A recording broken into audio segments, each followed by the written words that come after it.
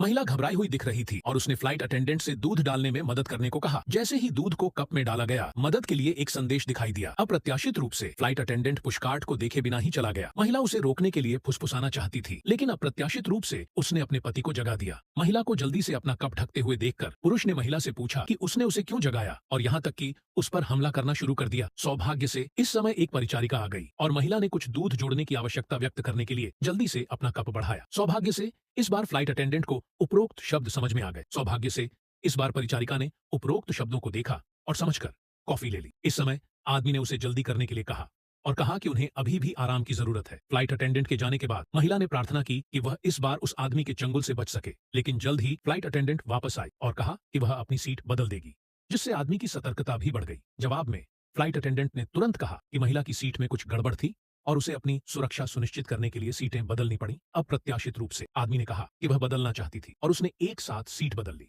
Flight attendant के पास उन्हें एक साथ जाने देने के लिए सहमत होने के अलावा कोई विकल्प नहीं था, लेकिन उसे महिलाओं को प्राथमिकता देनी पड़ी। फ्लाइट अटेंडेंट का वादा सुनने के बाद पुरुष ने महिला को जाने दिया। हालांकि जब महिला जा रही थी तो उसने उसे रोका और चालाकी न करने की चेतावनी दी। फिर फ्लाइट अटेंडेंट महिला को दूसरी सीट पर ले गई और उसे बताने के लिए कहा कि क्या हो रहा है। महिला ने तुरंत फ्लाइट अटेंडेंट से उसे बचाने के लिए कहा और फिर अपने कपड़े खोले ताकि महिला पर पिटाई के निशान दिखें। फ्लाइट अटेंडेंट को विश्वास नहीं हुआ कि महिला को किस तरह की यातना का सामना करना पड़ा है, इसलिए उसने उसकी मदद करने का फैसला किया और उसे चाय के कमरे में खींच लिया। इस समय जो आदमी इंतजार करने के लिए अधीर था, उसने महिला को ढूंढने का फैसला किया। अप्रत्याशित रूप से एक वेटर ने उस आदमी की परेशान करने वाली शक्ल देखी और तुरंत उसके रास्ते से हट गया।